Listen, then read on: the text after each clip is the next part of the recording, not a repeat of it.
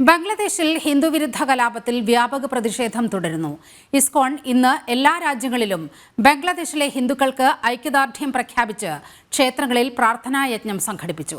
ഇന്നലെ ശ്യാംദാസ് പ്രഭു എന്ന യുവ സന്യാസിയെ കൂടി ബംഗ്ലാദേശ് പോലീസ് അറസ്റ്റ് ചെയ്തിരുന്നു.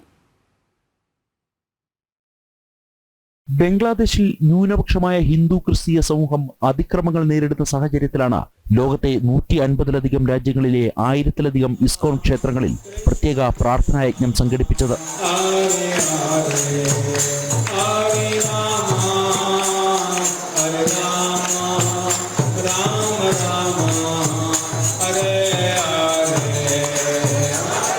इस्कॉन के द्वारा पूरे विश्व में इस्कॉन के 1000 मंदिरों केंद्रों के द्वारा शांति प्रार्थना रखी गई है, क्योंकि हम चैतन्य महाप्रभु श्री राधा पार्षार्थी भगवान कृष्ण, सीताराम कृष्ण हनुमान जी और नरसिंह भगवान से प्रार्थना करते हैं कि जितनी जल्दी हो सके ये बांग्लादेश में जो कृष्ण भक्तों को और दूसरी जो हमारी हिंदू सनातनी भक्त हैं.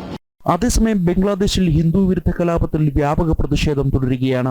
ബംഗ്ലാദേശിൽ നടക്കുന്നത് ന്യൂനപക്ഷ വേട്ടയാണെന്നും ഭാരത സർക്കാർ ഇടപെട്ടാൽ മാത്രമേ പ്രശ്നപരിഹാരം ഉണ്ടാകൂ എന്നും ഐക്യരാഷ്ട്രസഭയുടെ ശ്രദ്ധ വിഷയത്തിൽ വേണമെന്നും അഖില ഭാരതീയ അഖാഡ പരിഷത്ത് പ്രസിഡന്റ് महंत രവീന്ദ്രപുരി വ്യക്തമാക്കി.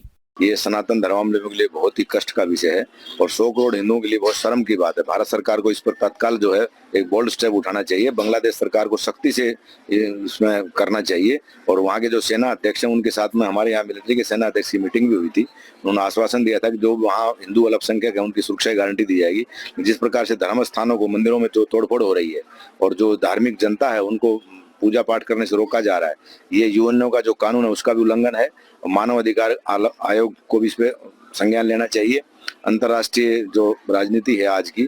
ഇന്നലെ ശ്യാംദാസ് പ്രഭു എന്ന യുവ സന്യാസിയെ കൂടി ബംഗ്ലാദേശ് പോലീസ് അനധികൃതമായി അറസ്റ്റ് ചെയ്തതോടെ പ്രതിഷേധങ്ങളും ശക്തമായി. സന്യാസി സമൂഹമാകെ പ്രതിഷേധത്തിന്റെ ഭാഗമായി അണിനിരക്കുന്നു. കൂടാതെ ഭാരതത്തിലെ ഹൈന്ദവ സംഘടനകളും ബംഗ്ലാദേശ് സർക്കാരിനെതിരെ നിലപാട് കടുപ്പിച്ചു.